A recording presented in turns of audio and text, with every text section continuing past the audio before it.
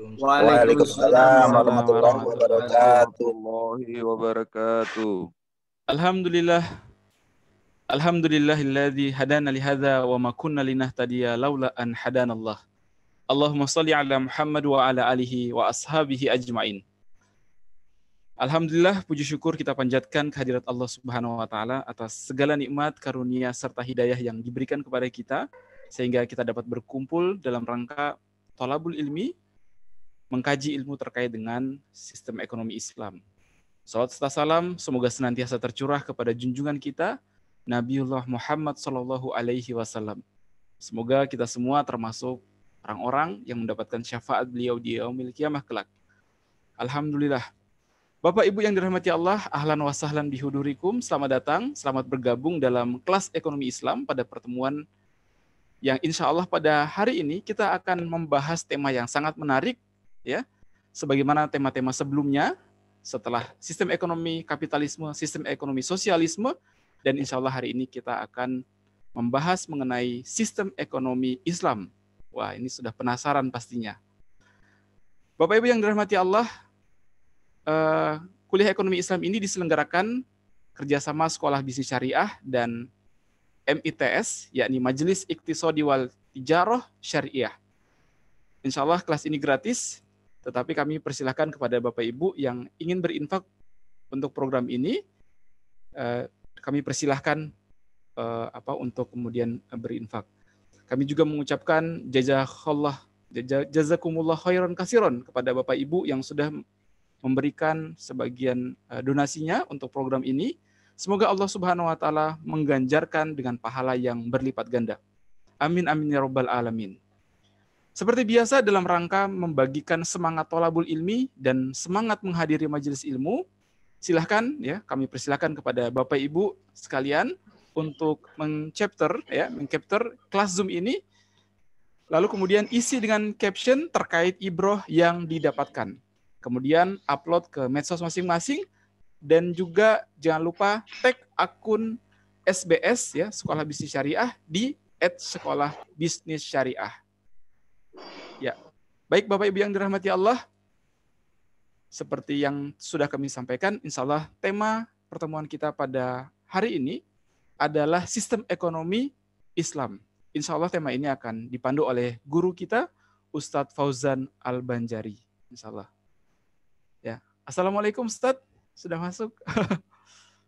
Waalaikumsalam warahmatullahi wabarakatuh. Bagaimana kabarnya Ustadz? Sehat ya? Alhamdulillah ya. Untung sehat. Alhamdulillah. Semangat Ya. terus. Alhamdulillah. Ya. Alhamdulillah. Baik Bapak Ibu yang dirahmati Allah, mengawali pertemuan kita pada pagi hari ini, marilah kita buka dengan membaca basmalah. Bismillahirrahmanirrahim. Ya, selanjutnya saya persilahkan kepada Ustadz untuk menyampaikan materinya. Tafadhol Ustadz. Baik, syukran jazakumullah khairan. Bismillahirrahmanirrahim. Assalamualaikum warahmatullahi wabarakatuh. Waalaikumsalam Warahmatullahi wabarakatuh. Alhamdulillah, salatan wa salaman ala Rasulillah wa ala alihi wa sahbihi wa mawala. La haula wa la quwwata illa billah. Rabbi shrah li sadri wa yassir li amri wa uqdatam min lisani yafqahu qawli. Rabbi zidna ilma warzuqna fahma. Bapak Ibu rahimakumullah, para jamaah peserta kajian atau mahasantri online ya, kuliah informal ekonomi Islam. Alhamdulillah Rabbil Alamin, pada kesempatan pagi hari ini kita bisa berjumpa kembali dan melanjutkan pembahasan kita di kelas ini. Insya Allah nanti kita akan membahas bagian pertama dari sistem ekonomi Islam ya. Nah, Bapak Ibu yang dirahmati Allah Subhanahu wa taala, alhamdulillah meskipun kita baru bisa berjumpa dalam kondisi online atau daring, tapi insya Allah tidak mengurangi keberkahan kita dalam menuntut ilmu dan bermajelis. Hari ini atau pagi ini saya akan sampaikan materi tentang sistem ekonomi Islam. Materi ini nanti akan saya bagi menjadi 3. Dan pada pagi hari ini akan saya sampaikan bagian pertamanya saja. Ya, bagian pertamanya. Karena memang ini adalah kuliah sistem ekonomi Islam, tentunya porsi sistem ekonomi Islam harus lebih banyak, harus lebih besar daripada sistem ekonomi yang lain, ya. Nah, karena itu nanti kita akan membahas tentang sistem ekonomi Islam ini sehingga kita semua bisa melihat bagaimana sistem ekonomi Islam itu berbeda dengan sistem ekonomi kapitalis dan sistem ekonomi sosialis. Nah, sebelum kita membahas sistem ekonomi Islam, ada beberapa pertanyaan yang masuk, itu yang mempertanyakan kemarin juga, ya. Mengapa sistem ekonomi sosialis yang begitu sakti, moderator kita juga sakti, ya. Nah, yang begitu luar biasanya kemarin mengkritik sistem ekonomi kapitalis dan bisa melihat kelemahan sistem ekonomi kapitalis, sehingga kita bisa melihat bahwa sistem ekonomi sosialis ini bisa menjadi alternatif pengganti dari sistem ekonomi kapitalis, ya. Kemarin kita bisa melihat itu dan kritik tajam oleh Marx yang memang menghabiskan waktunya untuk mempelajari sistem ekonomi kapitalis, kemudian dia memberikan kritik yang luar biasa sehingga menciptakan suatu teori yang revolusioner, ya, yang bisa membuat sebuah sistem ekonomi alternatif tadi. Nah, pertanyaannya kalau begitu hebatnya, ya, perbuatan Karl Marx itu kemudian diterapkan juga oleh negara-negara, ya, sejak 1918 itu di mana Rusia waktu itu kemudian menjadi Uni Soviet, dan Uni Soviet kemudian menerapkan sistem ekonomi sosialis di Eropa Timur. Nah, ini yang kemudian jadi pertanyaan, kenapa sistem ekonomi sosialisme ini runtuh duluan daripada sistem ekonomi kapitalis. Jadi saat itu, ya, di Eropa itu ada 2 sistem ekonomi yang berjalan. Di Eropa Barat itu menggunakan sistem ekonomi kapitalis, sedangkan di Eropa Timur itu mayoritas menggunakan sistem ekonomi sosialis. Nah, pertanyaannya kenapa, ya, sistem ekonomi sosialisme itu runtuh lebih dulu daripada sistem ekonomi kapitalis yang masih berjaya sampai sekarang, ya, diterapkan oleh banyak negara, mayoritas negara di dunia itu menerapkan sistem ekonomi kapitalis. Bahkan championnya dari sosialisme itu sudah tumbang, kemudian pengikut-pengikutnya juga kemudian sudah beralih kepada sistem ekonomi kapitalisme. Itu yang jadi pertanyaan, kan, kenapa kalau sistem ekonomi sosialis itu hebat, kenapa kemudian runtuh lebih dulu daripada sistem ekonomi kapitalis? Nah, Bapak Ibu yang dirahmati Allah Subhanahu wa taala, masih berkenalan dengan Marx. Kita ulang sedikit, ya. Mengapa ekonomi sosialisme itu runtuh terlebih dahulu? Yang pertama alasannya, ya, ini cuma bertahan nggak nyampe 1 abad, ya. Mungkin sekitar 70-80 tahun saja usianya, kemudian sistem ekonomi ini runtuh, tidak lagi dipakai oleh negara yang mengusungnya, yaitu Uni Soviet yang kemudian sudah bubar. Nah, alasan yang pertama adalah karena ekonomi sosialisme ini tidak sesuai dengan fitrah manusia. Dari mana kita bisa mengatakan bahwa sistem ekonomi sosialisme itu tidak sesuai dengan fitrah manusia? Ya. Apa sebenarnya yang diambil oleh sistem ekonomi sosialisme dari fitrah manusia? Kalau ingat pembahasan kita pekan lalu, yang diambil atau yang kemudian dihapuskan oleh sistem ekonomi sosialisme itu adalah kepemilikan individu. Ya. Kepemilikan individu. Inilah yang kemudian diambil oleh sistem sosialisme. di mana sistem ekonomi sosialisme itu menghapuskan kepemilikan individu. Jadi seseorang itu menurut sistem ekonomi sosialisme, kalau ada orang yang memiliki modal, faktor-faktor produksi, maka dia akan berbuat zolim kepada para buruh. Dia akan menguasai buruh. Dia akan menikmati keuntungan sendiri dan seterusnya. Itu kenapa penyebabnya? Karena dia menguasai faktor-faktor produksi atau modal. Nah, dengan demikian, ya, menurut ekonomi sosialisme ini, solusinya adalah dengan menghapuskan kepemilikan individu. Padahal kepemilikan individu atau milkiyah fardiyah ini adalah fitrah manusia. Siapa saja itu pasti memiliki hubut tamaluk, yaitu cinta untuk memiliki sesuatu.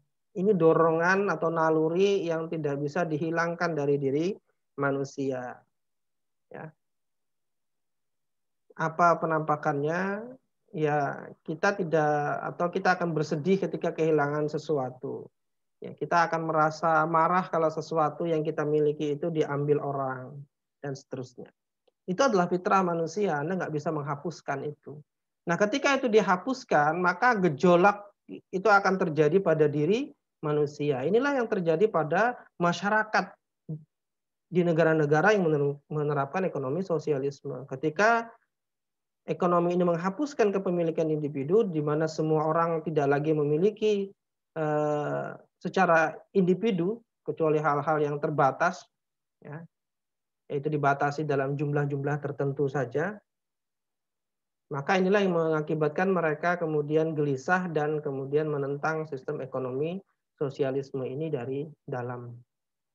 Ini yang pertama, ya. Jadi ada goncangan-goncangan secara naluriah, ya, ketika fitrah manusia itu kemudian coba dihapuskan atau dihalang-halangi. Ya. Ini yang pertama alasannya. Kenapa sosialisme itu runtuh terlebih dahulu. Yang kedua, ekonomi sosialisme ini gagal mewujudkan pertumbuhan sekaligus pemerataan ekonomi. Di negara-negara yang menerapkan sistem ekonomi sosialisme, ya kalau kita baca sejarah ekonomi, itu kesulitan kemudian untuk meningkatkan pertumbuhan ekonomi. Ya, kenapa? Anda bisa bayangkan ya, kalau Anda bekerja, Anda rajin sekali bekerja, kan pertumbuhan itu kan terkait dengan produktivitas ya. Kalau Anda rajin sekali bekerja, gaji Anda 1 juta. Anda sedang-sedang saja bekerja, gaji Anda tetap 1 juta.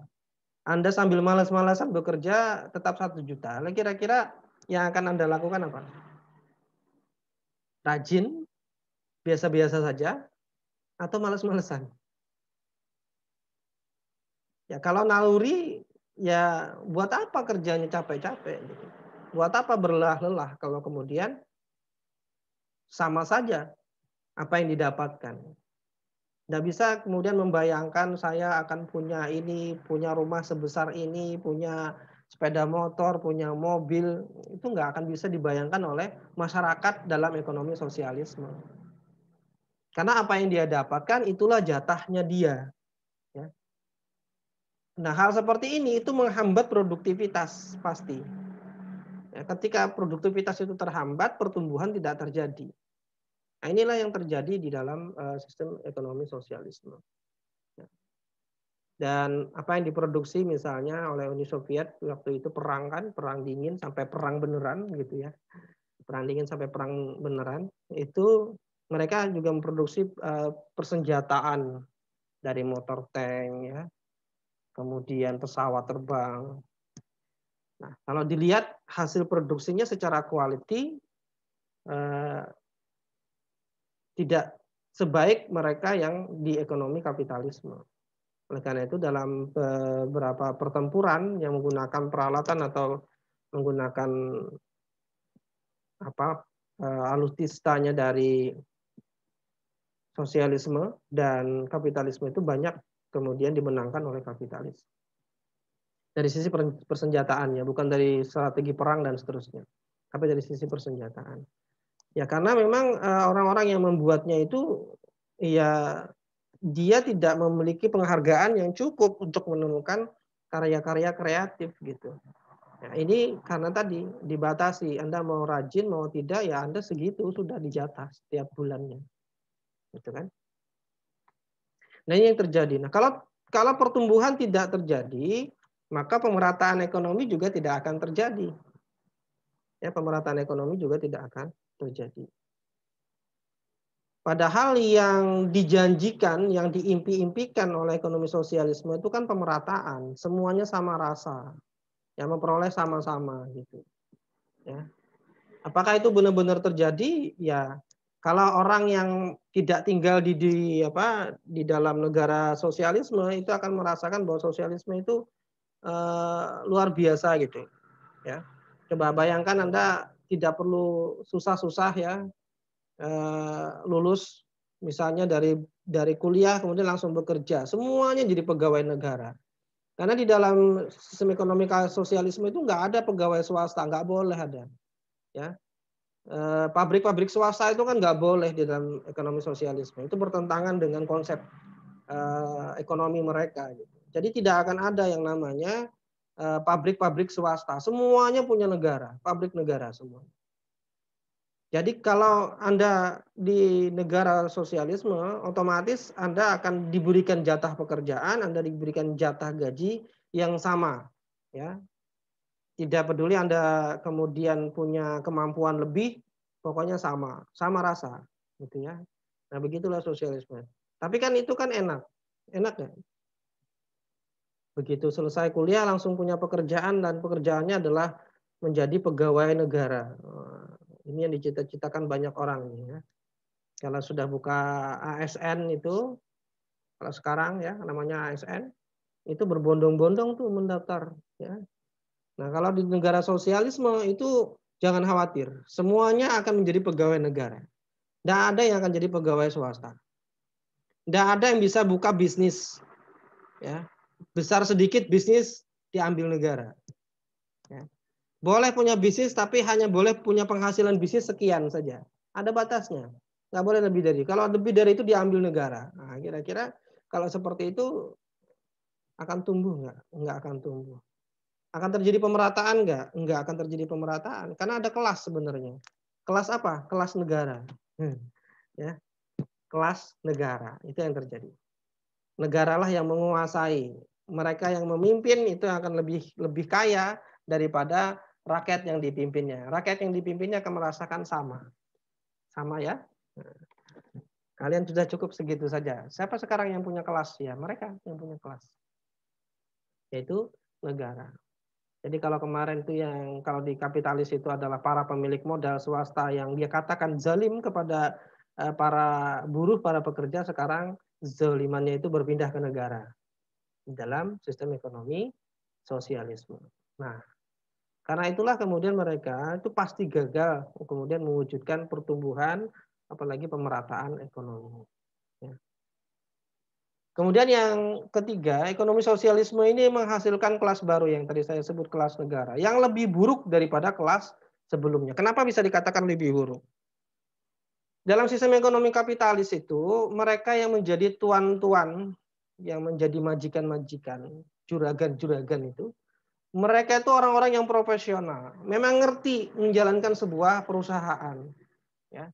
Memang mereka sudah berkecimpung di situ. Sedangkan orang-orang yang menjalankan perusahaan-perusahaan atas nama negara di dalam sistem ekonomi sosialisme itu datang dari partai politik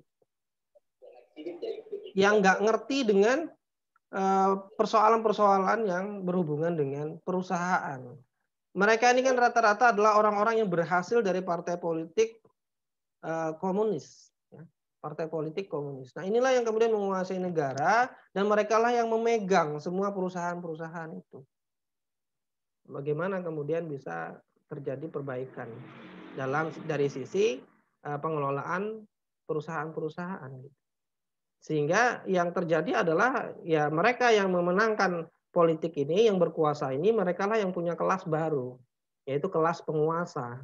Nah, kelas penguasa ini kan sudah menguasai harta, kemudian juga menguasai peraturan perundang-undangan yang nggak bisa ditentang. Ini akan lebih buruk daripada yang hanya sekedar menguasai harta, tapi tidak menguasai perundang-undangannya. Gitu. Nah, kalau mereka yang punya undang-undang, mereka yang punya kuasa, mereka yang punya harta, rakyat ya ngikut saja apa yang mereka katakan. Ini kelas baru di dalam negara yang menerapkan sistem ekonomi sosialisme. Jadi tangan besi, ya. Jadi tangan besi. Jadi otoriter memang orang yang menganut sistem ekonomi sosialis. Kemudian yang keempat, impian terbentuknya negara komunisme adalah sesuatu yang mustahil. Ya, ini hil yang mustahil. Sesuatu yang tidak mungkin. Kenapa? Ya memang begini. Marx itu punya impian. Punya impian. Puncaknya itu bukan sosialisme bagi Marx. Tapi puncaknya itu menurut Marx adalah komunisme. Ya. Apa bedanya sosialisme dan komunisme? Sosialisme itu menginginkan pemerataan ekonomi. Masih ada negara yang memimpin itu. Tapi kalau komunisme, komunal, komunis, itu maksudnya adalah semuanya sama, tidak ada lagi kelas. Ya.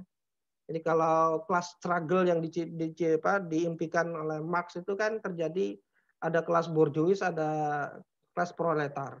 Nah, kelas borjuis dan proletar ini kan terjadi gap di dalam sistem ekonomi kapitalis. Ini kalau dibiarkan kata Marx dia akan berbenturan, ya akan mengecilkan gap, akan berbenturan lagi, akan mengecilkan gap dan seterusnya. Sampai tidak ada gap sama sekali dan semuanya sama. Inilah komunal. Inilah komunis. Menurut pemikirannya Marx, ya. Nah, partai-partai komunis ini menginginkan itu, tapi itu tidak pernah mungkin bisa terjadi. Anda bisa bayangkan nggak suatu komunitas tanpa pemimpin, komunitas tanpa ada yang mengatur, kira-kira jadi apa? Nah, itulah impian. Impiannya ya tidak ada lagi kelas, tidak ada lagi negara yang menguasai. Pokoknya semuanya sama-sama. Ya, kira-kira bisa nggak? Ini kan sesuatu yang mustahil. Membayangkan saja susah itu. Ya bagaimana kita bayangkan ada suatu komunitas yang nggak ada pemimpinnya, nggak ada yang ngatur. Gitu. Nah, kalau komunis itu ya begitu, komunal itu ya begitu. Itu yang diimpikan. Tapi impian ini tidak akan pernah bisa terwujud. Nggak usah jauh-jauh, dalam rumah tangga saja. Kalau pengennya komunal itu nggak akan bisa jadi itu. Ya. Pasti berantakan. Nggak ada yang mimpin.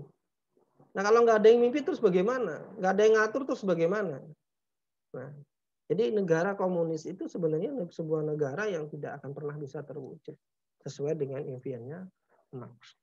Nah inilah kenapa kemudian ekonomi sosialisme itu lebih dulu runtuh daripada kapitalisme. Karena memang satu dia tidak sesuai dengan fitrah manusia, nggak bisa menciptakan pertumbuhan, pemerataan ekonomi, nggak akan pernah terjadi. Kenapa? Kelas penguasa akan tetap lebih kaya, gitu, akan tetap bisa menindas. Gitu. Ya. Ekonomi sosialisme juga menghasilkan kelas itu, kemudian impiannya itu tidak akan pernah bisa terwujud. Ini yang kemudian mengakibatkan rakyatnya itu melakukan revolusi sendiri, menghancurkan sosialisme dari dalam. Ya. Nah begitulah nasibnya pemikiran Marx, ya memang cacat sejak lahir. Ya. Lalu kenapa kemudian, pertanyaan berikutnya, kenapa kemudian kapitalisme itu bisa bertahan? Nah, mengapa ekonomi kapitalisme itu bisa bertahan? Kalau sejak dituliskannya The World of Nation, tulisannya Adam Smith, anggap saja itu mulai sistem ekonomi kapitalisme diadopsi tahun 1770-an, ya. Nah, pada tahun 1770-an sampai sekarang itu sudah berapa ratus tahun? 2 abad ya, 200-an tahun lebih kan. Nah, 2 abad. Bisa bertahan ekonomi kapitalisme ini. Mau disaingi oleh sosialisme, sosialismenya tumbang.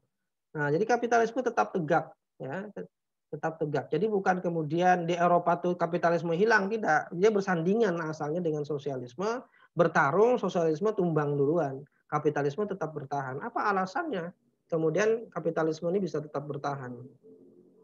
Yang pertama, ekonomi kapitalisme ini dia senantiasa mau memperbaiki kelemahan. Hebat ya. Jadi dia ini orangnya introspeksi dirinya kuat kayaknya.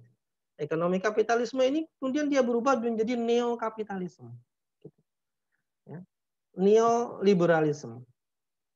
Kalau kemarin dia dikritik oleh Marx dengan kezoliman terhadap buruh, yaitu ada upah besi kemarin ya, hukum upah besi yang tidak bisa naik, tidak bisa turun, ini menjadi darah segar untuk protesnya kaum buruh. Nah, dalam neokapitalisme itu semua dirubah oleh kapitalis.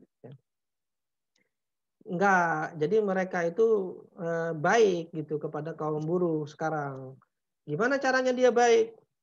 Cobalah lihat struktur gaji, struktur upah para buruh sekarang. Ya. Itu neokapitalisme itu yang bikin. Ya. Struktur upah para buruh itu tidak sekedar gaji pokok. Ya. Yang mereka berikan adalah upah pokok. Nah ini upah pokok ini adalah Anda bekerja, kami gaji sekian, kan begitu. Nah, cocok kan? Cocok. Tapi kemudian supaya buruh ini tidak protes, tidak lagi demo-demo, kasih tunjangan. Tunjangan istri, tunjangan anak, tunjangan transportasi, tunjangan makan, dan seterusnya, dan seterusnya, dan seterusnya. Baik nggak? Baik kan majikan? Uang itu dapatkah upah pokok? Gitu kan? Sekarang ada tunjangan. Baik kan? Berapa gaji Anda sebulan? 500.000. Itu gaji pokok. Tapi tunjangannya bisa sampai 1 juta. Itu 1,5 juta itu gaji yang diterima. 1 jutanya tunjangan. Dengan begitu, kemudian kaum buruh akan melihat, baik majikan saya ini. Kalau gaji saya saja cuma 500.000 aslinya. Tapi saya dikasih ini sama majikan saya. Dikasih ini, dikasih ini. Nah, tenang kaum buruh. Nah, itulah mereka. Mereka bisa memperbaiki kelemahan. Kenapa masih bertahan sampai sekarang?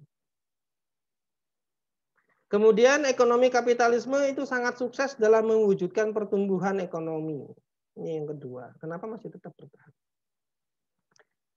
Apa sih ukuran pertumbuhan ekonomi?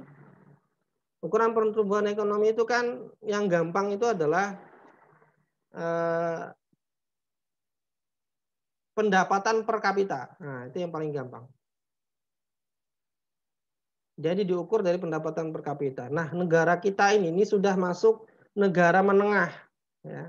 Karena pendapatan per kapita kita itu kalau dirupiahkan itu 60 juta per bulan, per tahun, per kepala, ya, per kapita. Itu 60 juta per tahun. Kalau dibagi 12 berarti sekitar 5 juta per bulan. Jadi setiap orang di Indonesia itu ya itu memperoleh 5 juta sebulan. Nah, penghasilannya. Betul apa salah? Betul kan? Menurut ilmu ekonomi kapitalis betul, itulah ukurannya. Jadi bagaimana mengukurnya itu ya GDP dibagilah dengan jumlah penduduk. Gross domestic product itu dibagilah dengan jumlah penduduk, dapatlah nanti PDB-nya. Ya. Atau GNI, Gross National Income, pendapatan kotor dibagi dengan jumlah penduduk. Maka dapatlah pendapatan per kapita. Sejahtera kan? 5 juta sebulan itu sejahtera apa enggak? Sejahtera. Tidak, Ustaz. Oh, tidak. Tidak sejahtera ya. Oleh rumah sakit gratis pendidikan. Tapi 5 juta sebulan itu benar nggak kita rasakan? Yang punya pegawai menggaji 5 juta nggak ke pegawainya sekarang? Enggak kan? Nah, tapi itulah ukuran kesuksesan ekonomi kapitalisme, ya. Dan pertumbuhan ekonomi di dalam kapitalisme itu janji yang luar biasa bisa mereka penuhi. Masalahnya itu.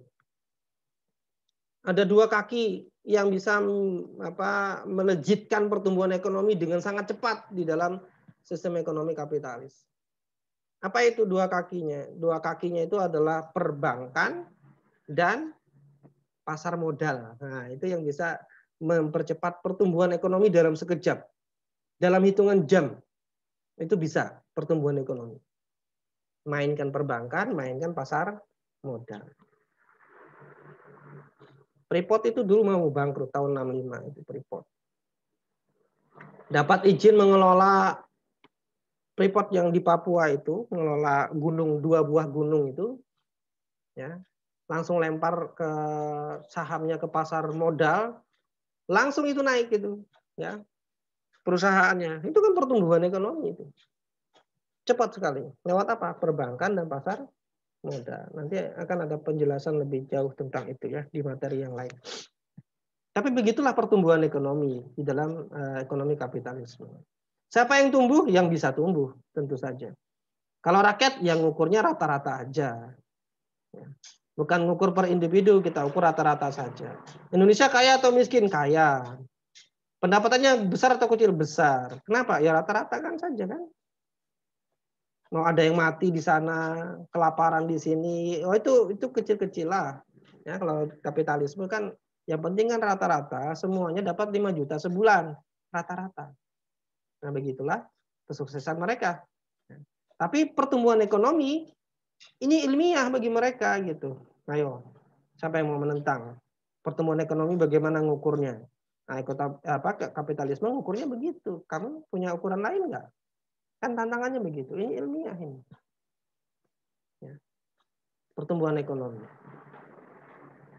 Kemudian ekonomi kapitalisme mampu menutupi kegagalannya dalam mewujudkan pemerataan ekonomi. Menutupi yang tadi saya ceritakan itu tentang pendapatan per kapita, itu pemerataan bagi mereka gitu. Ya. Pertumbuhan ekonominya dengan GDP-nya terus naik. Pemerataannya dengan bagi saja dengan jumlah penduduk merata. Nah, selesai urusannya. Tapi ilmiah. Ya. Menurut mereka itu ilmiah. Mereka bisa menutupi kegagalan dalam pemerataan ekonomi. Ya kalau kurang-kurang nanti kan tinggal disuruh saja.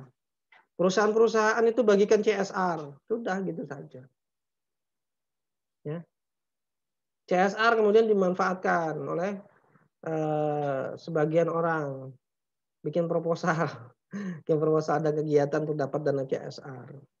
Ya. Membantu kapitalisme. Untuk menutupi kegagalannya mewujudkan pemerataan ekonomi. Nah, begitu yang mereka lakukan. Tapi tertutupi. Coba, siapa yang menentang bahwa CSR itu jelek? Kalau orang bilang CSR bagus, bantu masyarakat sekitar. Bagus kan? Bagus apa enggak? Bagus.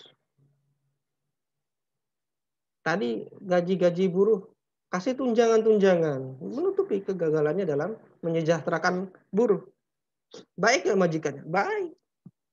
Ngasih tunjangan hari raya, tunjangan akhir tahun, gaji ke-13, dan seterusnya. Sehingga buruh memandang ini kebaikan majikan saya. Bukan karena pekerjaannya dia. Padahal itu hasil pekerjaannya dia juga sebenarnya. Ya, tinggal dibagikan dengan istilah yang seperti itu. Ini kenapa ekonomi kapitalisme masih dipandang baik, masih ingin terus dipertahankan. Karena pertumbuhan ekonomi terjadi. Itu kan yang kalau laporannya Mbak Sri, itu kan pasti begitu. Cerita pertumbuhan ekonomi, cerita pendapatan per kapita. Nggak pernah cerita tentang kemiskinan yang terjadi di daerah sini, yang nggak bisa makan daerah sana, nggak pernah cerita itu. Itu bukan laporan ekonomi. Dan tidak ada satupun ahli ekonomi di negeri ini yang kemudian menentang itu. Gitu kan? Kenapa? Karena sesuai dengan ilmu ekonomi yang dipelajari di bangku-bangku kuliah. Mau mengukur kesejahteraan, pendapatan per kapita. Mau mengukur pertumbuhan ekonomi, hitung GDP-nya. Kan begitu. Beres. Tertutupi. Itulah kenapa tetap terus bertahan. Nah, ini yang paling kuat yang terakhir. Ya. Ekonomi kapitalisme ini masih menjadi pemain tunggal yang belum memiliki alternatif pengganti. Ada yang sudah nyoba sosialisme, tumbang, ya, tumbang sendiri. Jadi kalau kita bicara tentang sistem ekonomi, alternatif dari kapitalisme, orang akan mempertanyakan, mau kembali ke sosialisme? Kan begitu pertanyaannya, mau kembali ke sosialisme. Kalau kita bicara tentang, enggak, kita mau kembali kepada Islam. Maksudnya bank syariah, gitu. Begitu kan ceritanya kalau kita ngobrol-ngobrol itu. Kalau saya ngobrol-ngobrol itu seringnya begitu. Kalau bicara tentang ekonomi kapitalis dan kita bilang ekonomi kapitalis itu jelek, Anda mau kembali ke sosialisme. Kita bilang kita akan kembali kepada Islam, seperti bank syariah, seperti asuransi syariah, seperti leasing syariah. Semuanya sekarang disyariahkan. Sampai ada pelacuran syariah, itu ada. Di mana Ustaz pelacuran syariah? Ya. Pelacuran syariah ada di mana ya? Gimana caranya? Pernah nggak kepikir gitu?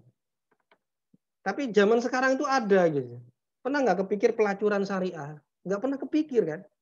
Tapi ada di Jawa Barat. Gimana caranya pelacuran syariah itu? Jadi ceritanya orang datang sana, terutama pelanggannya ya dari Timur Tengah, dari luar. Datang ke sana, kawin kontrak. Kawin kontrak. Mau berapa? Seminggu? 2 minggu? Sejam? 2 jam? Nah, itu ada tarifnya. Tapi dikawinkan dulu. Dikawinkan dulu. Siapa yang ngawinkan? Ya bukan penghulu. Penghulu-penghuluan.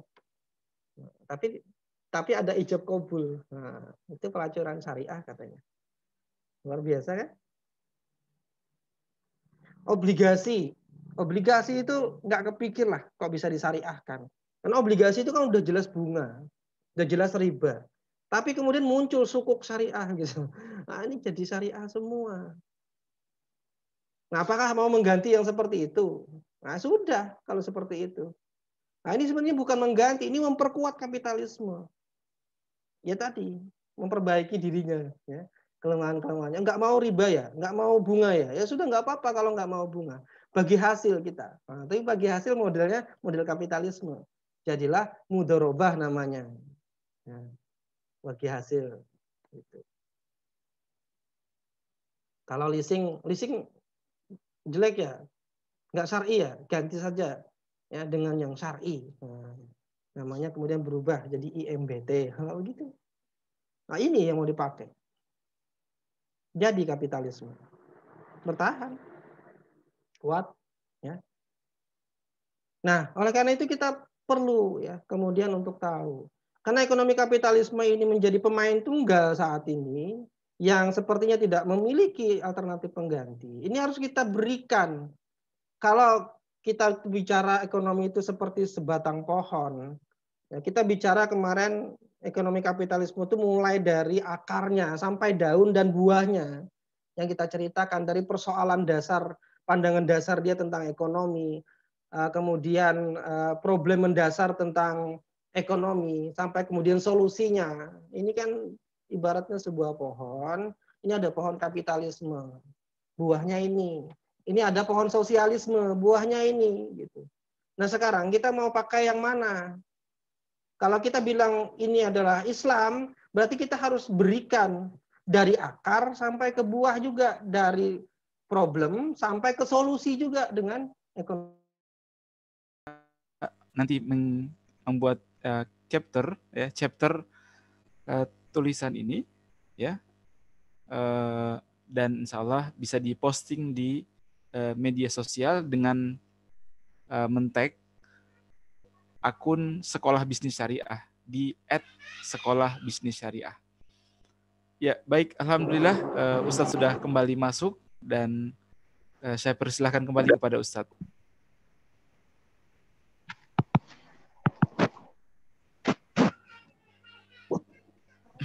Sampai di mana tadi putusnya ya? Ya. Leasing syariah. Oke, ini ya. Iya, syariah. Leasing syariah ya itu ya. Oh. Iya. Ya itu tadi, kalau kemudian kita bicara ekonomi Islam itu kemudian dengan model perbankan syariah saat ini, ya tidak akan bisa mengganti kapitalisme. Yang ada adalah memperkuat kapitalisme. Kenapa? Karena semua produk kapitalisme dikasih baju Islam. Kan begitu. Ini ibaratnya, mohon maaf ya, ini ibaratnya seperti babi dikasih kerudung. Kan begitu. Ada apa? Kalau kita bicara sistem ekonomi, mestinya kita bisa memberikan ya konsep yang bisa menandingi sistem ekonomi kapitalisme. Kalau dia punya pandangan dasar terhadap problem ekonomi dan kemudian memberikan solusi, maka begitu juga harusnya kita berikan dari Islam. Apa pandangan dasar Islam terhadap ekonomi? Bagaimana problem ekonomi menurut Islam? Apa solusi Islam? Jadi head to head gitu, ya. Nggak kemudian ini produk kapitalisme kita kasih kerudung, kita kasih jilbab, ya, kita kasih ornamen Islam, kemudian dikatakan ini Islam, ya tidak akan pernah bisa runtuh yang namanya kapitalisme. Kenapa? Karena dia tetap menjadi sistem ekonomi tunggal, tidak ada alternatif. Gitu. Nah, kalau karena itu, maka sistem ekonomi Islam ini harus kita tunjukkan ini akarnya ekonomi Islam, ini batangnya ekonomi Islam, ini daunnya ekonomi Islam, ini buahnya ekonomi Islam. Gitu.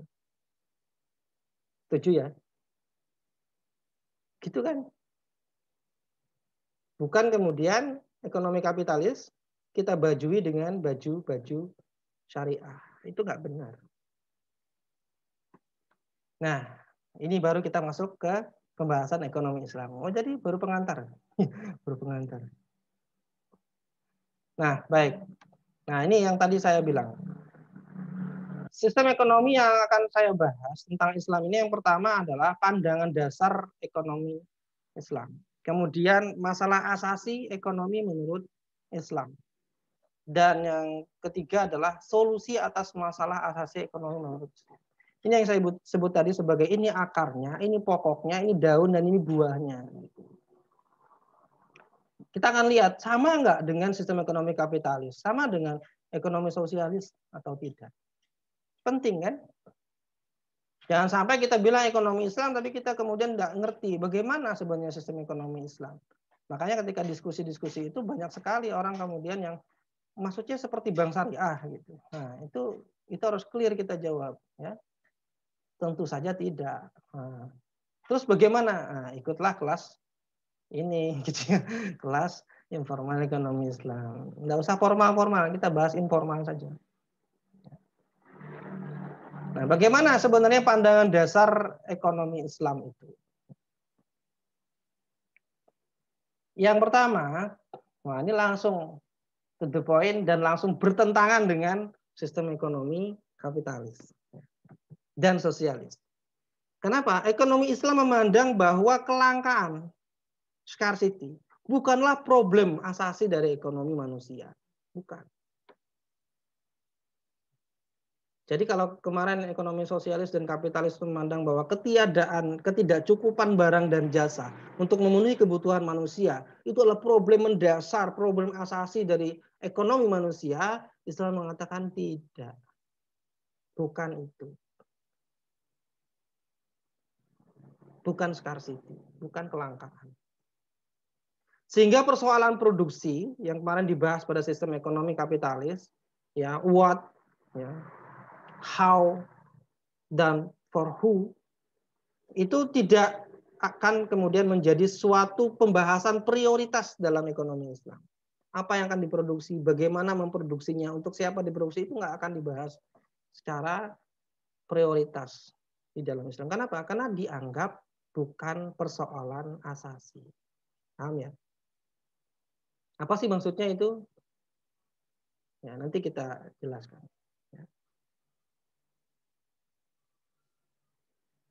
Kenapa begitu? Karena Islam itu diturunkan tidak secara khusus untuk menyelesaikan problem tersebut, yaitu problem scarcity, kelangkaan, atau problem produksi.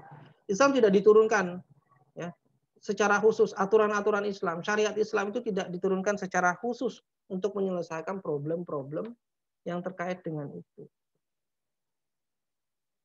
Nggak level gitu loh. Islam kok bahasa masalah begitu saja. Kalau ibaratnya itu, kalau Anda menjadi direktur perusahaan, ya, direktur perusahaan, itu yang diselesaikan kan problem-problem perusahaan yang besar, yang berat-berat, baru yang turunnya direktur.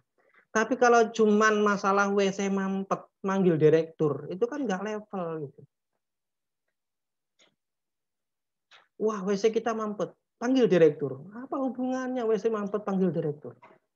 Lampu kita mati, lampu kantor kita mati, panggil direktur. Apa?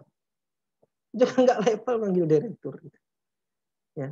Nah, syariat Islam itu tidak khusus, tidak priority membahas masalah produksi.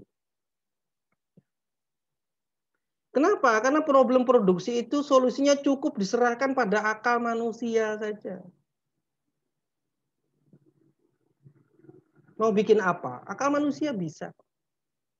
Bagaimana caranya? Akal manusia bisa mikir. Benar nggak? Ini persoalan remeh. Persoalan remeh. Ya. Produksi itu akal manusia selesai.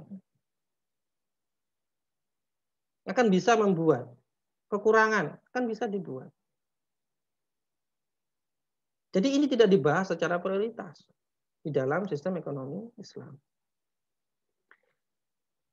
Jadi ibaratnya itu tanpa bantuan dari Islam pun ya, akal manusia dengan sendirinya akan mampu menyelesaikan problem produksi barang dan jasa. Ketika risalah Islam itu tidak turun ke suatu bangsa, tidak mencapai ke komunitas, tidak mencapai ke suku tertentu, apakah suku itu mati? Apakah mereka tidak bisa berproduksi?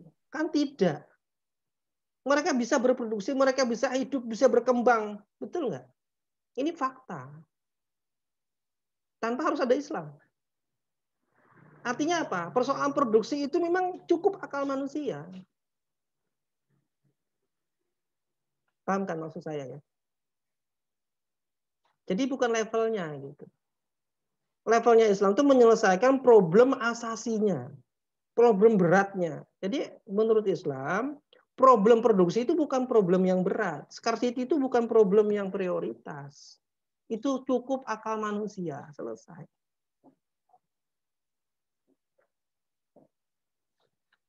Lalu apa? Tapi kan kalau kita bicara Islam itu kan tidak boleh hanya sekedar bicara fakta dan akal, betul nggak? Kalau kita bicara sistem ekonomi Islam, itu harus datangkan dalil. Benar nggak sih? Harus begitu kan? Harus. Nggak bisa. Nanti dibilang nih akal-akalnya Fauzan saja ini. Bikin-bikin aja begini. Gitu. Nggak boleh kan?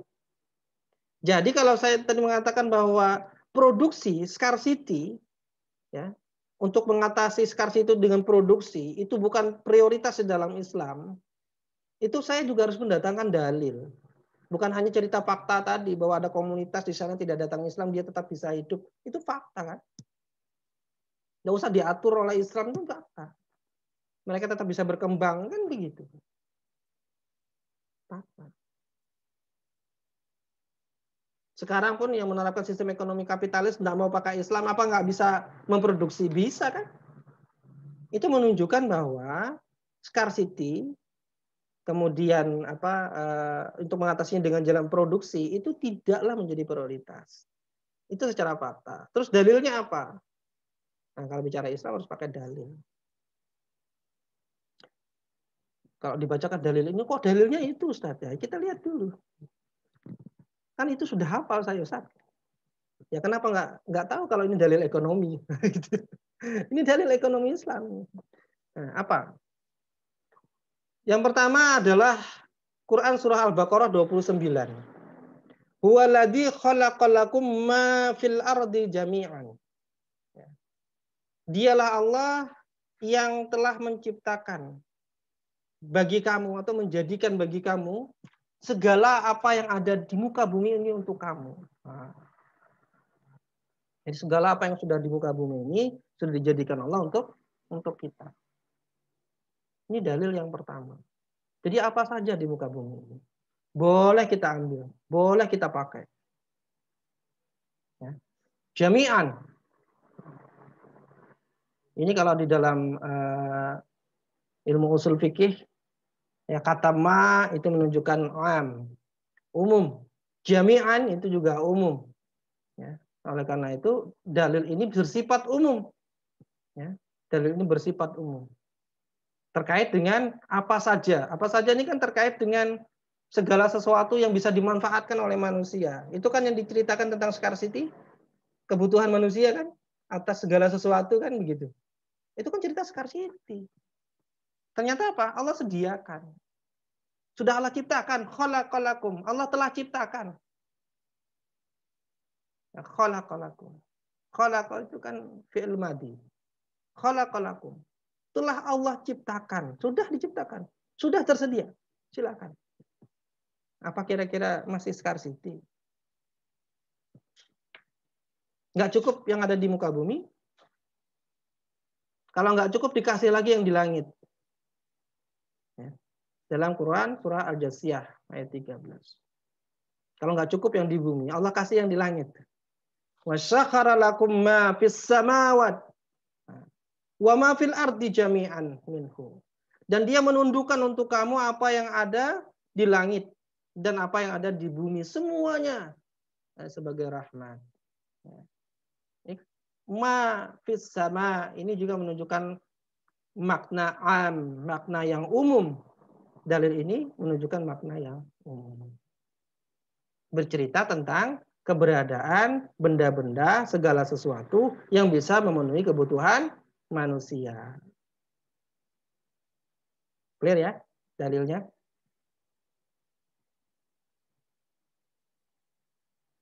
Lalu kenapa hubungannya dengan produksi ada? Jadi begini, kalau kita itu mengamalkan suatu dalil di dalam syariat Islam, ketika ada dalil yang bersifat umum, yang am, selama tidak ada dalil yang khas, ya, jadi dalil ini kalau kita kaitkan dengan ekonomi dan produksi tadi, maka dalil ini untuk memahaminya membutuhkan kaidah usul fikih, kaidah syara. Apa kaidahnya? Al-am yabqa ala umumihi malam yarid dalilut takhsis. Jadi dalil yang umum itu akan tetap berada pada keumumannya selama tidak ada dalil yang menghususkan, dalil yang merinci tentang itu. Kalau sesuatu itu luar biasa penting akan dirinci oleh Allah. Karena manusia itu terbatas akalnya, betul nggak?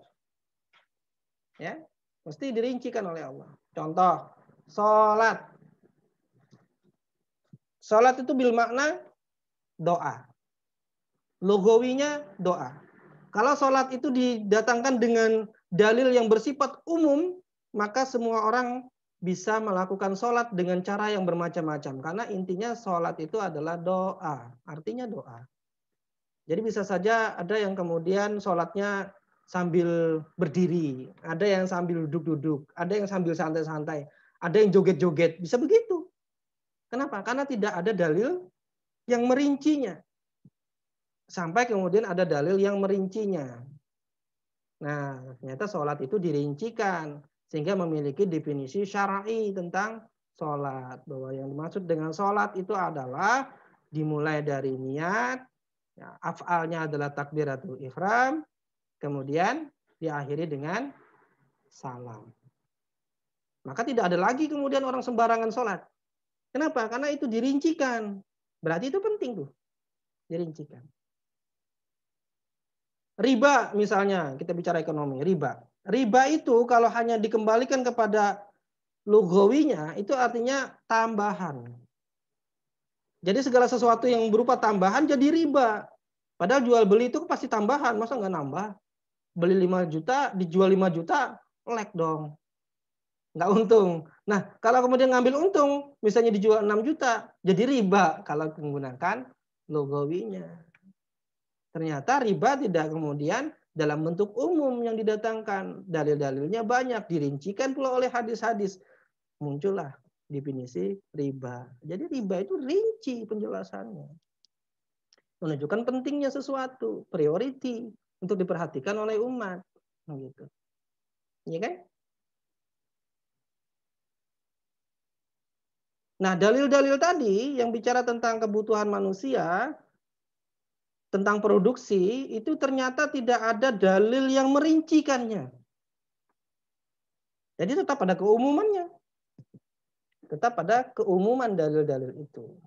Yang merincikannya hanya menyebutkan benda-benda tertentu yang tidak boleh dimanfaatkan. Hurimat alaikumul maitah waddamu walahmul khinjir. Misalnya salah satu contoh. Diharamkan atas kalian Ya. Maitah, bangkai, berarti nggak boleh tuh bangkai digunakan begitu. Nggak boleh bangkai diproduksi, bangkai dijadikan makanan, bangkai nggak boleh. Nah itu wadam, darah, walahmul hinjir, daging babi, nggak boleh nih. Nah itu saja. Selama tidak ada dalil rinci yang lain, maka dikembalikan kepada keumuman dari nas tersebut. Ya. Nah, kemudian kita lihat lagi ayat yang lain yang menjelaskan tentang ini. Ya, di dalam Quran surah Al-Hadid 25, wa anzalnal hadid fihi ba'sun sadidun wa nafi linnas. Dan kami ciptakan besi yang padanya terdapat kekuatan yang hebat dan sebagai manfaat bagi manusia. Nggak diatur tuh. Besinya diapain, besinya dia nggak ada aturannya. Dan kalau kita bicara kepada orang-orang ahli ya, di bidang pembuatan peralatan atau senjata, semua unsur senjata, semua unsur dari barang-barang itu semuanya, ya, semua unsur-unsur itu mengandung besi. Kapal, motor tank, dan seterusnya itu mengandung besi. Handphone yang sedang Anda pegang mengandung besi. Memang bermanfaat bagi manusia. Datang dalam keumumannya. Bagaimana memanfaatkan besi? Itu umum, tidak ada yang khusus. Jadi tidak ada yang khusus. Itu. Kemudian dari hadis Nabi Shallallahu Alaihi Wasallam yang terkenal, ya, hadis Nabi yang terkenal tentang penyerbukan kurma, ya, tentang penyerbukan kurma. Ini yang terkenal hadis Rasulullah Shallallahu Alaihi Wasallam. Jadi para petani kurma di zaman Nabi Shallallahu Alaihi Wasallam itu pernah datang kepada Rasulullah Shallallahu Alaihi Wasallam bertanya tentang bagaimana penyerbukan kurma. Karena kurma ini termasuk tumbuhan yang tidak bisa melakukan penyerbukan sendiri. Ya, jadi kalau tumbuhan itu ada yang hemaprodit, jadi dia menghasilkan putik, ya, kemudian juga benang sari, gitu. Ya. Sehingga ini jantan dan betina kan, ketemu sendiri, tiup angin selesai, gitu. Nah, tapi kalau kurma itu kalau nggak dibantu penyerbukannya tidak akan terjadi penyerbukan dengan baik, gitu. Maka datanglah para petani ini kepada Rasulullah, ya Rasulullah, bagaimana kami seharusnya berkebun kurma ini? Rasul kemudian memberikan tips-tips lah ya, sampaikan begini. Dilakukanlah apa yang disarankan oleh Rasulullah. Ya, ketika datang panen ternyata kurma-kurma yang lain ya yang tidak diberikan tips tadi oleh Rasul itu kemudian panen dengan baik, sedangkan tadi yang diberikan oleh Rasul teknik-tekniknya itu tidak panen. Gitu, ya. Kembali lagi dia kepada Rasulullah, ya Rasulullah, bagaimana ini tidak panen? Lalu keluarlah hadis ini, antum a'lamu bi umur dunyakum. Engkau lebih mengetahui urusan-urusan duniamu. Ini urusan teknis bicaranya. Ini dipakai kemudian oleh orang liberal, ya, menggunakan hadis ini serampangan, tidak memastikan atau tidak melihat asbabul wurudnya. Kenapa hadis ini keluar? Tidak dilihat. Ya. Bahwa ini tentang teknik penyerbukan. Atau kita bicara ini tentang teknis saja. Teknis berproduksi. Ternyata untuk teknis berproduksi ini diserahkan oleh Rasulullah SAW kepada akal pikiran manusia. Antum a'lamu bi umur dunyakum. Engkau lebih mengetahui urusan itu, pikirkan sendiri. Ini dalilnya. Kenapa tadi saya bilang akal manusia cukup untuk masalah produksi itu. Ya. Tidak perlulah manggil direktur gitu untuk urusan yang teknis. Nah ini dalilnya. Kemudian juga Rasulullah SAW dalam hadis yang lain itu pernah mengutus 2 orang ke negeri Yaman untuk belajar pembuatan senjata. Ini kan teknis. Jadi kalau mau belajar ke Amerika, ke Jerman, itu jangan belajar Islam di sana, ngawur. Ya. Belajar Islam itu yang benar, ke tempat yang benar. Kalau ke sana itu belajar yang teknik-teknik lah, bikin nuklir misalnya gitu. ya. Bagaimana kemudian membuat persenjataan, bagaimana ilmu-ilmu fisika terbaru, astronomi dan seterusnya, belajarlah teknik ke mereka, nggak ada masalah. Ya, karena antum a'lamu bi umuri dunyakum. Engkau lebih mengetahui urusan duniamu. Ini bicara produksi di dalam Islam. Jadi bicara scarcity di dalam Islam dan bicara produksi itu bukan problem yang priority. Cukup diserahkan kepada akal manusia. Islam nggak ngatur rincinya, nggak ada. Itu menunjukkan bahwa ini tidak prioritas, nggak ada rinciannya. Gitu. Cukup manusia yang sudah dibekali akal oleh Allah Subhanahu Wa Taala bisa menyelesaikan masalah produksi itu. Jadi pembahasan kita ini yang pertama saja pandangan Islam, pandangan dasar Islam terkait dengan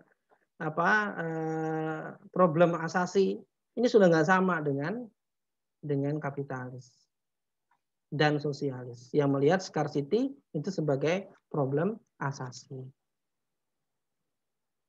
Jadi apa problem asasi menurut Islam? Jadi problem asasi menurut Islam itu, ya, problem ekonomi yang asasi menurut Islam itu adalah terjadi ketika bukan pada produksinya terhadap barang dan jasa, akan tetapi itu terjadi pada sesuatu yang sudah ada nanti. Ketika barang dan jasa itu ada. Ya, masalah produksi itu dianggap masalah yang mudah saja untuk diselesaikan. Kembali kepada akal manusia, selesai. Ini masalah ekonomi yang asasi itu ya, bukan pada masalah produksi, akan tetapi justru muncul ketika manusia sudah mampu memproduksi barang dan jasa. Ini kalau sudah ada barang dan jasanya, ini jadi masalah pasti. Ya. Kejadian dulu waktu di Jogja, ini ada orang Jogja ya. Jogja itu dulu kan pernah kena gempa bumi besar. Tahun berapa itu? 2006 ya? 2006. Nah, itu kan hancur, luluh lantak. Bantul terutama. Hancur itu, rumah-rumah hancur. Nah itu kan orang-orang ketika rumah-rumahnya hancur itu kan menjadi sangat akrab. Ya. Masyarakat menjadi dekat, sama-sama mendirikan tenda dan seterusnya. Rame-rame gitu kan. Ya. Senasib sepenanggungan begitu yang terjadi. Gitu. Nah, kemudian ketika pemerintah mengumumkan akan ada bantuan, nah ini mulai masalah nih. Akan ada bantuan, ya. Kalau yang kerusakannya parah akan dapat 20 juta misalnya gitu. Yang sedang-sedang saja 10 juta, yang ringan 5 juta. Nah, ini ketika itu diumumkan, berarti kan ada tuh barangnya. Ya. Mulailah terjadi perpecahan di tengah-tengah mereka tadi. Jadi satu kampung itu akhirnya apa? Berselisih tentang itu. Ya, ada yang ini bagi rata saja. Yang lain enggak, bagi adil. Nah, gitu. Yang lain bagi rata, bagi adil, bagi rata, bagi adil. Jadi problemnya muncul setelah barangnya ada malah. Gitu. Ketika barangnya tidak ada, malah nggak ada masalah. Malah mereka bisa rukun-rukun gitu. Tapi setelah barangnya ada, kok malah jadi ribut, malah jadi berselisih. Nah, ternyata memang ya problem itu muncul ketika barang dan jasa itu akan beredar kepada siapa, siapa yang akan menikmatinya, itu baru masalah nanti.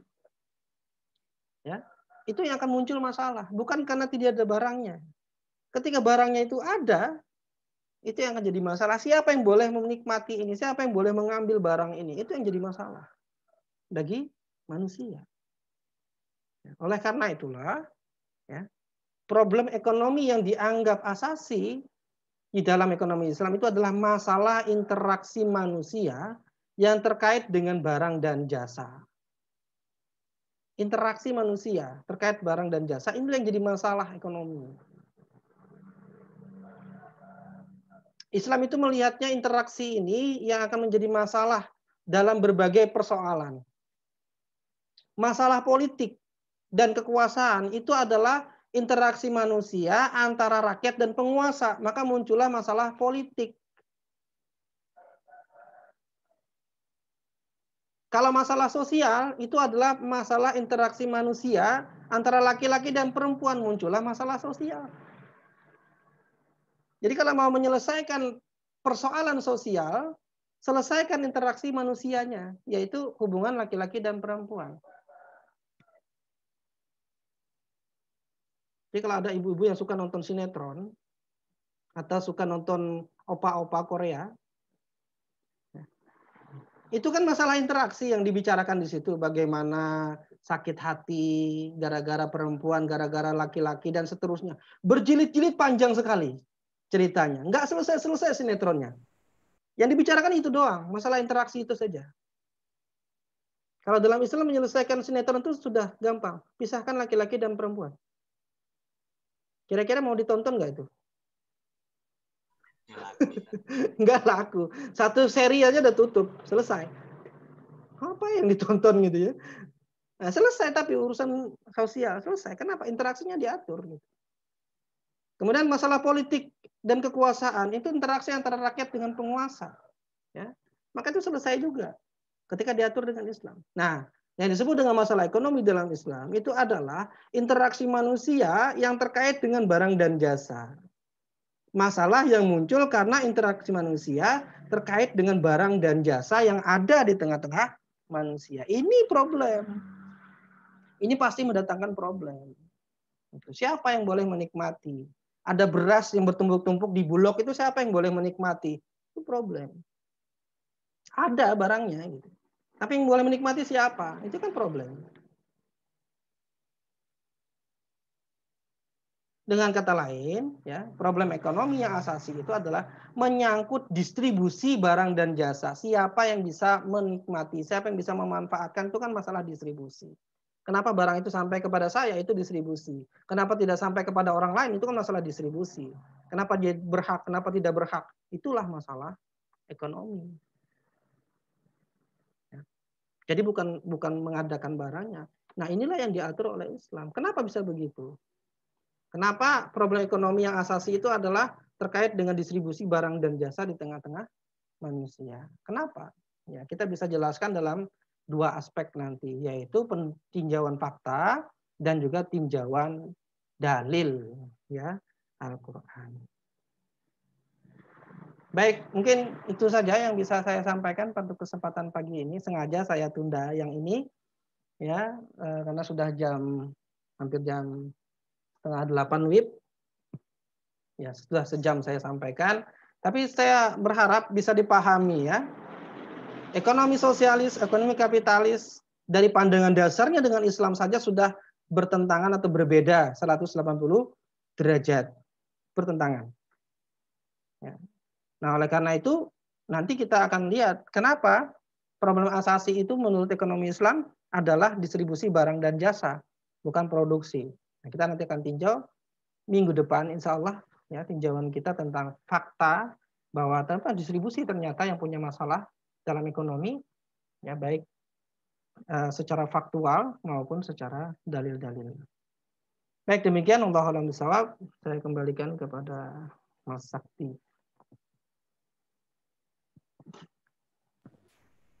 Iya, baik Ustadz, jazakallah khairan. Selanjutnya Bapak Ibu yang dirahmati Allah, kita masuk kepada sesi tanya jawab. Ada beberapa yang sudah masuk, beberapa pertanyaan. Saya langsung saja membacakan pertanyaan dari Bapak Hes Muhammad Hafiz Taufikur Rahman. Ya. Ya, Assalamualaikum Ustadz, izin bertanya, ada dua pertanyaan. Di dalam Islam, apakah ada kepemilikan seperti kapitalisme? Jika ada, bagaimana penerapannya? Ya. Nah, dan yang kedua Ustadz, di dalam Islam apakah ada yang namanya direct selling untuk pemasarannya? Jika ada, bagaimana penerapannya? Yang saya tahu, direct selling itu kebanyakan dipakai oleh sistem MLM yang kiblatnya adalah Amerika. Terima kasih Ustadz. Ya. Ini.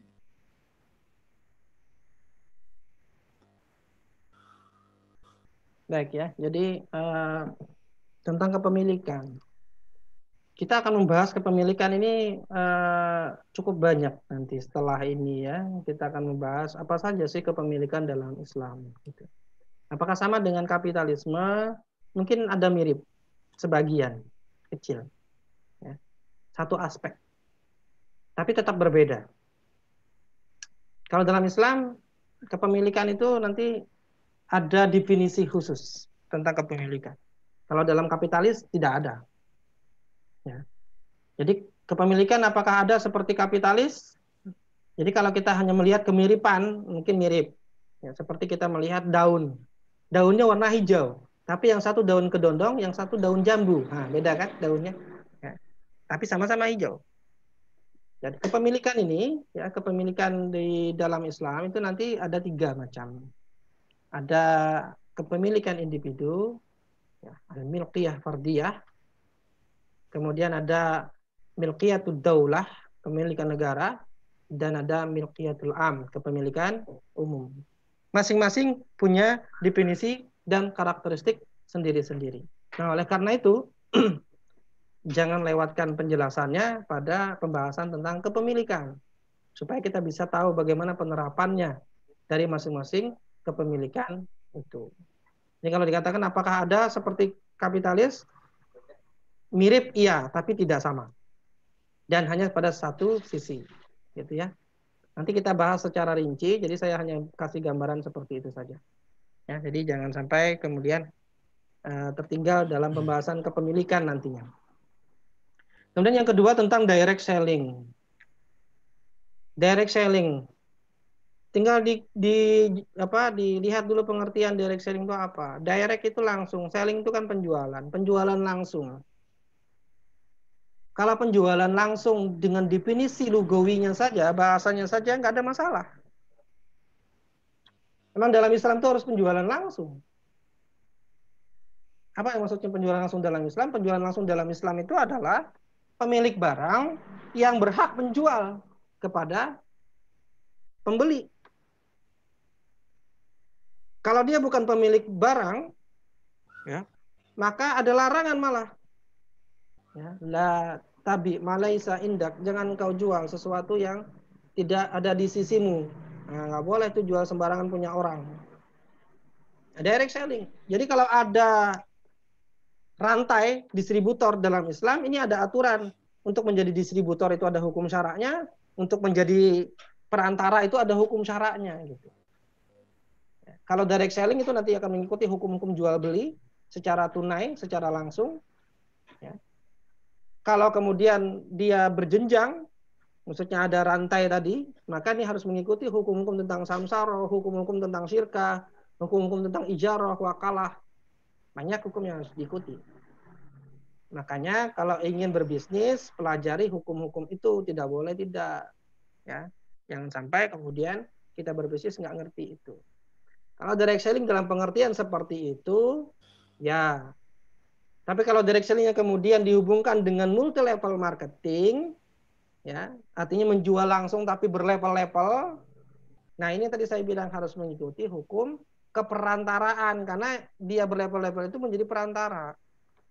Perantara sih perusahaan multi level marketing itu, perusahaan MLM. Maka nanti akan dilihat apakah bersesuaian dengan kaidah-kaidah keperantaraan di dalam Islam, yaitu mengikuti hukum samsarah. Ya, kalau tidak sesuai dengan hukum-hukum samsarah, maka haram hukumnya. Nah, kalau multi level marketing sudah saya bagikan tulisannya di grup WA kita. Keharaman multi level marketing itu paling tidak karena 2 hal. 1, keharamannya karena melanggar safqata ini fi safqah wahidah, multi akad. Ya, yang diharamkan. Nah, Nabi SAW an safqata ini fi safqah wahidah. Jadi 2 kesepakatan di dalam 1 kesepakatan. Itu multi akad. Ya. Kemudian yang kedua yang dilanggar itu adalah aturan tentang samsaroh. Samsaroh itu adalah al-mutawasit atau orang tengah. Orang tengah. Jadi dia di antara penjual dan pembeli. Dialah perantaranya. Nah, karena dia adalah perantara, maka transaksi itu terjadi melalui dia. Ya, dialah yang menghantarkan pembeli kepada penjual, penjual kepada pembeli. Kemudian kalau itu dimasuki oleh orang lain di antara mereka, maka hilanglah mutawasitnya tadi, keperantaraannya tadi, orang tengahnya tadi. Maka terjadilah samsaroh ala samsaroh.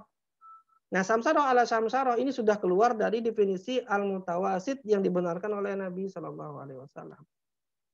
Ini pelanggaran yang kedua adalah samsaro ala samsaro yang diharamkan, nggak boleh. Ya. Dan multi-level itu dua-duanya karena itu. Nanti silakan dibaca kembali penjelasan saya tentang multi-level marketing ya. Jadi gini, tidak semua yang kemudian datang dari barat itu kemudian langsung buruk, langsung salah. Tapi dilihat dulu apakah dia mengandung hadoroh. Jadi sistem pemasaran itu ada yang dia mengandung hadoroh, ada yang tidak mengandung hadoroh gitu. Ya dia hanya teknis-teknis sajalah, teknis memasarkan, cara penjualan dan seterusnya. Ya. Yang mengandung hadoroh itu pasti nanti akan bertentangan dengan nas-nas syariat tentang jual beli, tentang samsara, tentang kerjasama bisnis dan selanjutnya. Baik, begitu jawaban saya. Silakan. Ya, syukran Ustadz.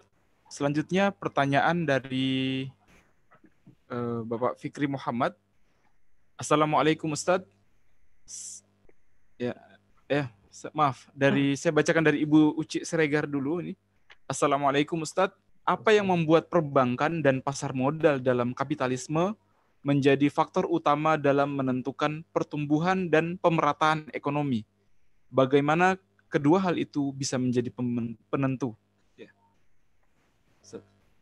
Tafadhol Ustaz. Baik, ya dari Ibu Uci. Perbankan dan pasar modal tadi saya sebut sebagai dua kaki yang kemudian menopang pertumbuhan ekonomi. Dengan adanya pertumbuhan ekonomi, maka dalam ilmu kapitalisme pasti terjadi pemerataan. Saya sampaikan tadi ya secara ilmiahnya gitu. Jadi kalau Anda tumbuh, itu Anda akan bertambah banyak, bertambah besar, betul kan? Anda akan menghasilkan lebih banyak, lebih besar, itu namanya tumbuh. Kalau sudah besar, maka otomatis dianggap merata. Gimana caranya? Tinggal dibagi saja. Kalau satu kampung ada orang yang punya pendapatan 1 miliar per bulan. Yang lain 100.000 sebulan. Orang 10. Berarti 1 miliar tambah 900.000. Ya, 1 miliar 900.000 bagi orang 10. Berapa rata-rata orang penghasilannya di kampung itu? Hitung sendiri. Ya. Iya kan? Nah, seperti itulah pemerataan menurut kapitalisme, betul? Ya. Lalu bagaimana bisa perbankan dan pasar modal itu memacu pertumbuhan? Ya, sederhananya begini, kalau kita itu mau usaha, itu perlu modal. Dari mana kita dapat modal? Modal yang besar. Dari mana kita bisa dapat modal yang besar? Ya, kalau ada orang yang punya modal besar memodali kita, gitu kan? Karena kita nggak punya. Nah, sekarang siapa yang bisa memodali para pengusaha besar? Perbankan kan? Dari mana perbankan itu dapat uang? Dari kita kan? Dari kita ya. Kenapa kita taruh uangnya di bank? Dari situlah kemudian perbankan meminjamkan. Ya, meminjamkan. Nah, uang yang dipinjam inilah kemudian yang digunakan untuk mengelola usaha. Menjadi besar kan? Banknya juga memperoleh keuntungan dari riba, dari bunga. Gitu. Tapi bank ini masih kecil. Ya, dan tidak cepat. Banyak persyaratan, harus survei dan seterusnya kan. Tapi itu pun sudah membantu luar biasa kepada perusahaan-perusahaan yang ingin besar. Tapi hanya perusahaan-perusahaan yang layak saja. Jadi kalau Anda baru mau buka, belum pernah ada track record, nggak ada jaminan, Anda nggak bisa akan pinjam. Jadi yang bisa tumbuh adalah yang besar-besar. Betul kan? Nah sekarang saham, pasar modal. Pasar modal itu kan logika asalnya adalah bagaimana kita bisa memperoleh modal tidak melalui perbankan, tapi hanya dengan jual beli saham. Saya dirikan perusahaan, kemudian saya hitung aset-aset saya bagi ke lembar saham, saya jajakan saham saya, gitu, ya kan? Ketika orang beli saham saya, berarti kan saya dapat uang cash masuk, uang cash itu saya gunakan untuk kemudian melakukan usaha. Nah, saham ini dilempar ke pasar yang disebut dengan pasar saham, stock market atau pasar modal. Ya kan? Ya kalau nggak mau saham nanti pakai obligasi, pakai surat utang. nanti dikembalikan dengan tambahan, begitu. Yang ada di stock market kan begitu. Nah, pasar saham ini sama seperti dengan perbankan, yaitu untuk apa? Memodali para pengusaha. Nah, untuk bisa masuk ke stock market, Anda harus punya perusahaan yang sudah terdaftar dengan nama PT TBK. Kalau di Indonesia, perseroan, ya, perseroan saham, ya. Atau dalam sebutan fikih disebut dengan syirkah musahamah. Anda harus punya itu dulu. Kalau nggak punya itu, Anda nggak bisa ikut-ikutan di dalam pasar saham. Di mana pertumbuhan ekonominya? Lah, kalau orang bisa berproduksi besar, berarti GNP-nya atau GNI-nya kan besar. Gross National Income-nya kan besar jadinya. Kenapa? Karena perusahaan di dalam negeri itu punya produksi yang besar, punya pendapatan yang besar karena dia berproduksi besar. Itulah kenapa kemudian saya bilang tadi, untuk bisa mendukung pertumbuhan ekonomi, kapitalis punya dua instrumen. Instrumennya adalah perbankan dan pasar modal. Gitu. Pemerataannya adalah kalau Anda sudah produksinya besar, dihitung sudah banyak, ya tinggal dibagi dengan jumlah penduduk, merata. Paham maksudnya ya? Itu ekonomi kapitalis. Nah, itu yang tadi yang ditanyakan oleh Ibu Uci Siregar. Baik, Allah alam. Ya, syukron Ustadz. Selanjutnya pertanyaan dari Bapak Fikri Muhammad. Assalamualaikum Ustadz. Semoga Allah selalu memberi rahmat kepada Anda. Saya ingin bertanya, mungkinkah sistem ekonomi Islam diterapkan sekarang? Jazakallah.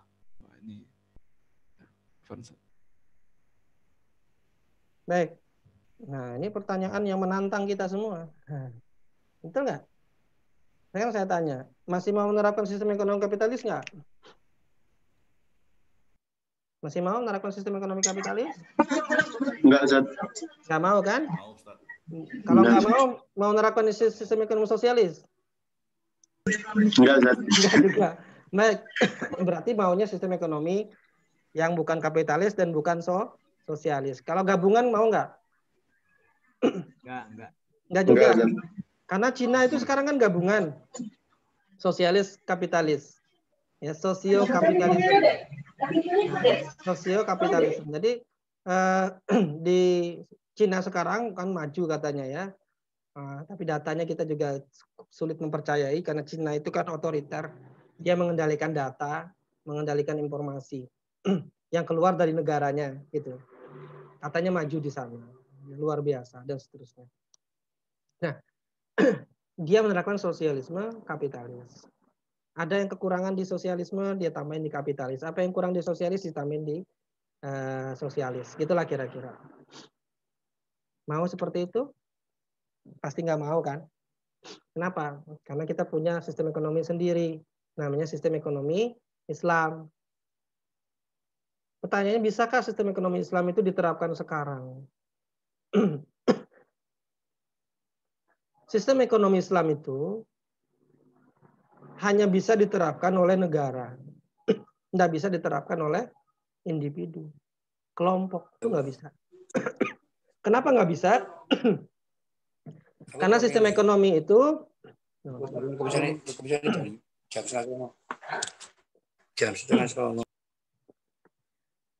karena sistem ekonomi Islam itu hanya bisa diterapkan oleh negara. Kenapa hanya bisa diterapkan oleh negara? Karena dalam sistem ekonomi Islam itu kan mengatur interaksi manusia terkait barang dan jasa yang ada di tengah-tengah mereka. Kira-kira yang bisa mengatur itu siapa? Yang bisa mengatur masyarakat itu siapa? Tentu saja pemerintah, negara. Negaralah yang bisa bikin aturan. Negaralah yang bisa bikin kebijakan. Negaralah yang akan menetapkan ini boleh diambil, ini tidak boleh diambil. Ini boleh disebarkan, ini tidak boleh disebarkan. Ini boleh dijual, ini tidak boleh dijual. Itu kan negara yang bisa. Peran individu dan kelompok dalam sistem ekonomi Islam adalah menjalankan apa yang diperintahkan oleh negara. Jadi kalau pertanyaannya bisa nggak kita terapkan sekarang? Nah, ini pertanyaan yang harus ditanyakan kepada pemilik negara ini siapa? Siapa pemilik negara? Pak D. Jokowi. Nah, beliau itu kan bukan pemilik. Pemiliknya ini kita, rakyat sebenarnya kan. Nah, ini harus kita tanyakan kepada rakyat. Rakyat, mau nggak diterapkan sistem ekonomi Islam? Kira-kira jawab rakyat apa? Apa itu ekonomi Islam? Kalau masih jawabannya seperti itu kan nggak bisa kita terapkan kan? Nah, kalau dia bertanya kata rakyat, sistem ekonomi Islam itu apa gitu? Bank syariah, kan gitu lagi tadi yang seperti saya sampaikan itu. Ya. Nah, oleh karena itu rakyatlah yang memiliki negara ini harus paham tentang sistem ekonomi Islam, sehingga mereka mau memperjuangkannya, mau mengangkat pemimpin yang mau menerapkan sistem ekonomi Islam, kan begitu. Kalau nggak begitu kan sistem ekonomi Islam ini tidak akan pernah bisa diterapkan. Pada level-level mikro bisa. Itu namanya bukan sistem ekonomi. Itu namanya hukum syariat di dalam berbisnis. Ya, itu mikro. Ada yang sudah bisa kita terapkan. Kalau bersirkah, kalau mau kerja sama bisnis ya harus sirkah hukumnya. Berjual beli harus dengan ketentuan rukun jual beli. Begitu. Itu bisa. Tapi apakah kita boleh mengambil ataukah orang luar itu boleh menguasai tanah yang memiliki sumber daya alam di negara kita dalam jumlah yang besar itu? Bolehkah dimiliki oleh individu? Ini siapa yang bisa ngatur? Cuma undang-undang negara yang bisa ngatur. Kan begitu? Tentang pegawai misalnya, pegawai itu mau diupah berapa? Harusnya bagaimana aturan sistem ekonominya? Kalau dalam ekonomi Islam, ya silahkan mereka berijab kabul, tawar-menawar antara yang mempekerjakan dengan yang dipekerjakan. Nggak boleh negara ikut campur. Kalau sekarang kan kebalik-balik. Apa yang negara harus ikut campur malah nggak ikut campur. Apa yang negara yang harusnya ikut campur malah nggak ikut campur. Dan kalau disuruh tidak ikut campur malah ikut campur. Kan gitu. Ya. Dibikinlah UMP, UMR, dan seterusnya. Akhirnya apa? Buruh tetaplah menjadi buruh. Dengan UMP itu kan begitu. Dengan UMR itu kan begitu. Pokoknya asal dikasih ada tunjangan aja sudah senang. Nah, jadi begitu ya. Apakah sistem ini akan bisa diterapkan sekarang? Ya, tanyakan kepada rakyat. Kalau jawaban rakyat apa itu berarti masih belum bisa. Dia belum ngerti dengan sistem ekonomi Islam. Bagaimana bisa diterapkan? Kalau rakyat yang tidak mengerti sistem ekonomi Islam, kemudian mengangkat pemimpin yang sama sekali tidak mengerti sistem ekonomi, bukan hanya sistem ekonomi Islam, ekonomi kapitalis juga mengerti, sosialis juga mengerti, gitu. Yang nggak ngerti apa-apa. Itu yang diangkat, apa yang jadi? Ya seperti ini. Kita di bawah kendali orang-orang yang mengerti ideologi itu. Nah. Jadi sistem ekonomi ini hanya bisa diterapkan oleh negara. Mau tidak mau berarti kita harus menyiapkan rakyat ya paham dengan sistem ekonomi Islam, kita berikan informasi yang benar tentang sistem ekonomi Islam, bukan yang salah, bukan ekonomi kapitalis yang dijilbabi, ya, bukan dikerudungi, bukan dikasih ornamen, bukan, tapi benar-benar dari akarnya, batangnya, dan pohonnya. Inilah ekonomi Islam. Sehingga mereka bisa melihat keutuhan ekonomi Islam dan yakin dengan ekonomi Islam. Itu baru bisa. Ya.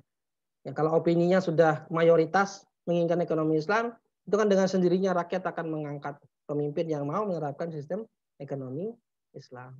Itu tugas kita. Tugas kita ini kan cuma itu, menyadarkan masyarakat dengan sistem ekonomi Islam. Itu saja tugas kita. Ya. Nggak ada yang bisa lebih jauh kita lakukan. Kan nggak boleh dengan jalan kekerasan, nggak boleh. Ya, revolusi berdarah itu nggak boleh, haram dalam Islam. Ya, cara satu-satunya adalah pemikiran. Apa yang ada di benak para pemikir tentang sistem ekonomi kapitalis dan sosialis, inilah yang kita hancurkan. Ganti dengan sistem ekonomi Islam. Nanti mereka ikut juga berjuang kok. Nah, kalau sudah semakin banyak yang berjuang, insya Allah akan semakin dekat. Ya. Kemudian untuk kemenangan menerapkan sistem ini. Ya. Yang tentu saja sistem ini nggak bisa berjalan sendiri. Ada sistem politik yang harus menopangnya. Ya. Ada sistem sosial yang harus menopangnya. Jadi sistem ekonomi Islam itu tidak bisa berjalan sendirian. Baik, begitu.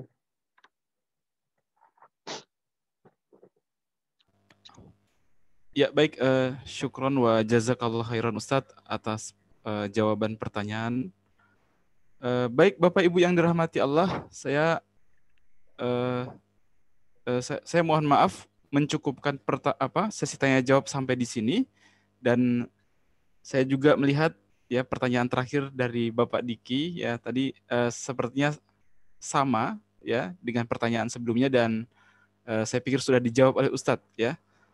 Dan alhamdulillah waktu kita telah habis, dan kita cukupkan pertemuan kita pada hari ini sampai di sini.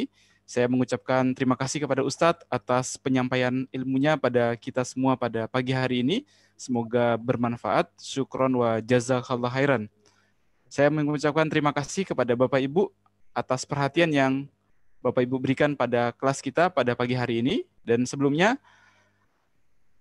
alhamdulillah sebagai apresiasi kami kepada Bapak Ibu, ikhwan wa akhwatillah sekalian, yang sampai hari ini istiqomah mengikuti kelas ini, insya Allah kami akan memberikan kenang-kenangan berupa 2 buah buku kepada 2 orang yang akan kami umumkan di WA grup kelas kita.